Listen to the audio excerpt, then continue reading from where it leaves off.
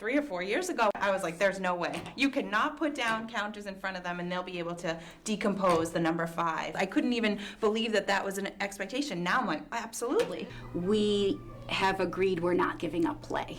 We just decided we're not going to give it up. There are a lot of academic things that have to happen, but we're just not going to give that up.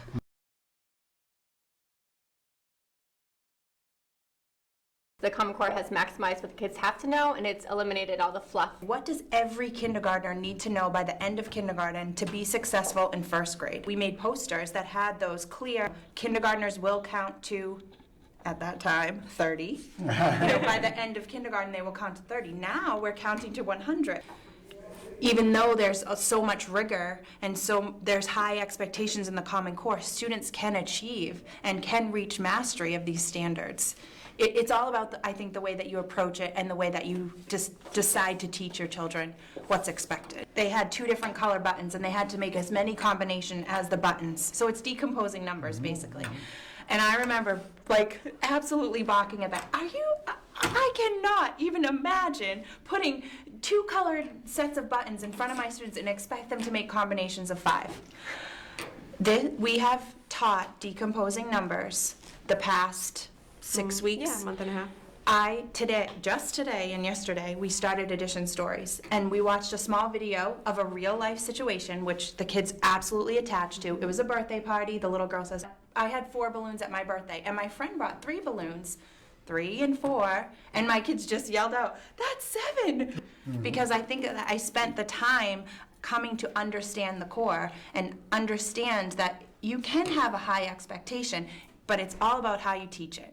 And what is the right avenue to getting your students to meeting the standard? Once you give them that real life connection, they really attach to what you're doing, and it gives meaning to their learning. Every student's a different type of learner, so our hope is that everyone would be able to count to 100, but we know that not everyone will. I know, for example, I have one who still can't count past 10, but we put in place those interventions. Like on Fridays, we have a math intervention, so maybe during that time, we'll have a small group of students who need to practice getting over those decades, like 29 to 30, or getting past 10. My instruction doesn't feel forced anymore. There's a much more flexible approach to my instruction, whereas before we had like pages and pages of standards to go with everything, and now it's a one-pager. And there's just a lot more flexibility. When you came in today, we're doing math centers. All right, put an E in the thousands place. Put a T in the ones place. Put an A in the 10,000s place. And put an R in the tens place.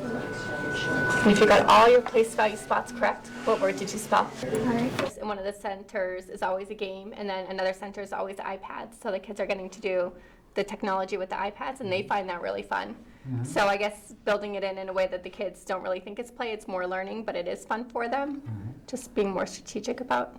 In the kindergarten, first grade level, yes, they're still developmentally appropriate for kindergarten, that they're still playing in the kitchen, they're building with blocks, but we're tying it more to a learning aspect. At Bakey, they're doing grocery ads, and they're looking through the ads, and they're finding grapes and tomatoes, and they could be doing ABC order with that, or they could be doing beginning sounds. They do sort fruits and vegetables, and so it's still developmentally appropriate, but it's still meeting that Common Core standard.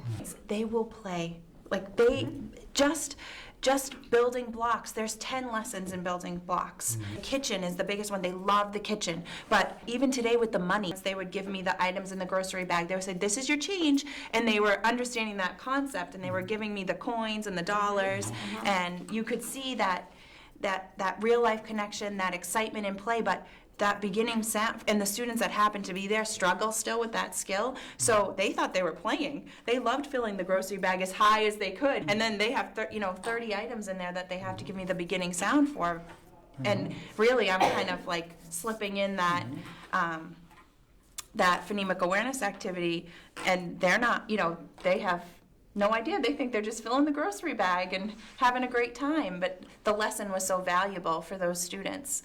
We have worked very hard as a kindergarten team to, as much as we can, try to make the Common Core developmentally appropriate. We're using the standards as our end goal, but creating activities that we know in the classroom are going to be appropriate for those kids, hands-on materials, using a lot of manipulatives and experiences that the children can have sort of naturally in order to come to those goals at the end. So just looking at the Common Core is a little bit daunting, thinking, oh my goodness, that's a lot of things for 5- and 6-year-olds to do. But I think we've been able to sit back and think, okay, how can we do this in a way that's appropriate for children of that age? As a school, and I think as a district, even talking with the other teachers and at the Memorial School, we have agreed we're not giving up play. We just decided we're not going to give it up. There are a lot of academic things that have to happen, but we're just not going to give that up. But we've decided that we're going to put as much of the academics into our play as we can. Donna Donnell, who's our math coordinator, has been very helpful in that sense in putting our math work into our playtime, knowing that, you know, when the kids are building with blocks, they're using shapes, they're using flat shapes, they're using solid shapes. That's a Common Core standard.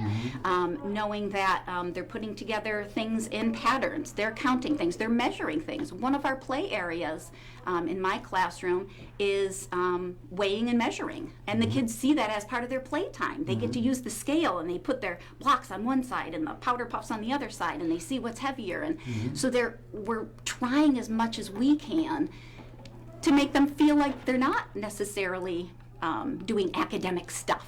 They're playing, but yet we're observing to see, do they understand this is heavier and lighter? Sometimes we'll do an activity that, you know, I would consider an academic activity. We're putting maybe the letters in alphabetical order and those kind of things. And I'll put it on the game shelf, on the play shelf, and that's what they'll get out at playtime. So they don't really, a lot of times they don't make the distinction. Like they just say, oh, here's the alphabet stuff Mrs. Paul had. Let's put them in alphabetical. And that's not even directed by me. That's directed by them.